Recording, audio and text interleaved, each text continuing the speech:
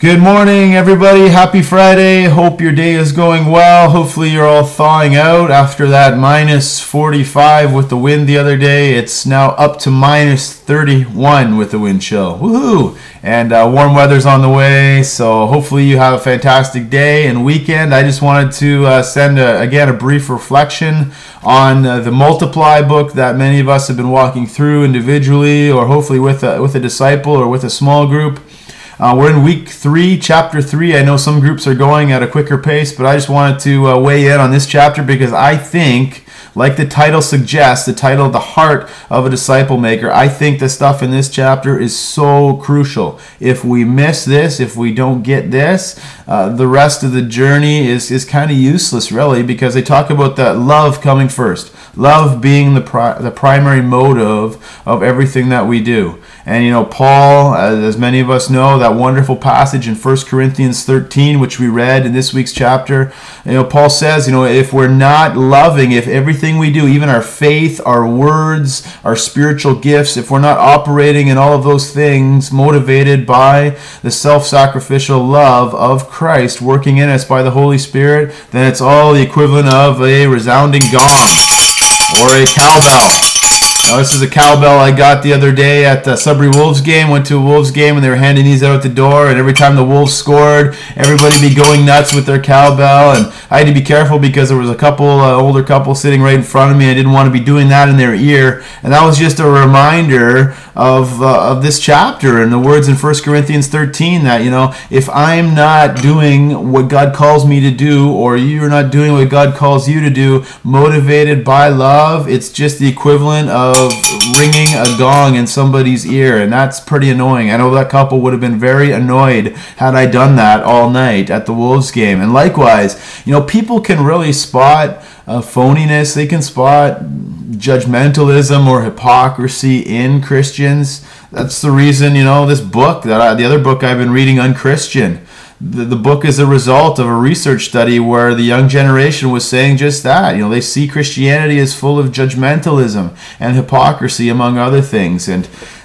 the media is always going to spin Christianity a certain way, but we got to make sure that, personally, each and every one of us, that we're not, we're not contributing to the image problem in Christianity, but we're helping to reform that image problem. And we do that by checking our motives along the journey, making sure, we're playing our life primarily to God and honoring Him, and then loving each and every person we come in contact with, no matter who they are, no matter how different they are from us.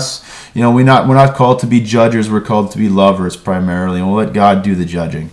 And so that was really the heart of this chapter. That's really the heart of a life as growing in discipleship and becoming a disciple maker of those around us. And I think, when we're being more intentional about, again, those grace channels are so important. We walk through intentional about those acts of piety. When we're growing in our relationship with God and we're growing by doing acts of service in our neighborhoods and workplace, we're opening up ourselves to more of God's grace and love flowing. And then we become to look and act, and hopefully motivated by that love, we will draw more and more people, not to ourselves or our church primarily, but we'll draw them to a relationship of becoming a disciple of Jesus Christ. Because we're all making disciples, we're all becoming disciples of something.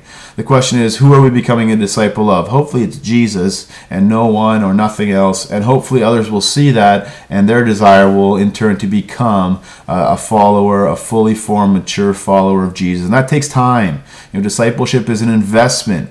If the motive in our life is love, then we will take time. And some people will have obstacles. Some people will have bitterness and woundedness from past experiences, religious experiences or church experiences. Some people will have legitimate intellectual questions that they ask. And we need to be okay with meeting them where they're at in a discipleship relationship, because all of us were there one day too. And all of us continue to grow. None of us are worthy of being a disciple. It's pure grace. And we should be displaying that pure grace to those around us. And so we talked about love in this chapter. The other focus was on teaching, and primarily teaching by example.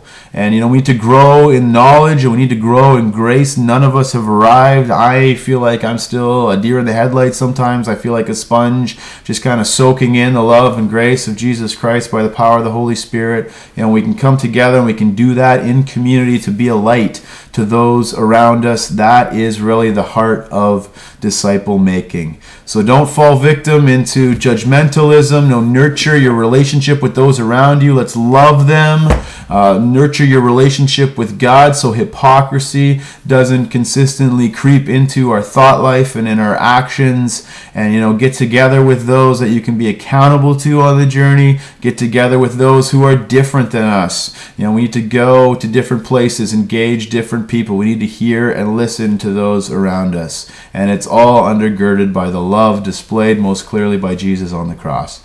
And so I'm excited about this chapter, and I'm encouraged and challenged to continue to grow and swim in the ocean that is God's love. I pray you're enjoying the read. I talked to another pastor this week, and another church, at least one other church in town, is kind of working through this book as well. So it's kind of cool to see this whole theme of discipleship being embedded into our community. So let's go this day and this weekend. Look for people to love on as Christ has loved you. God bless you guys. Love you. We'll see you Sunday morning, if not before.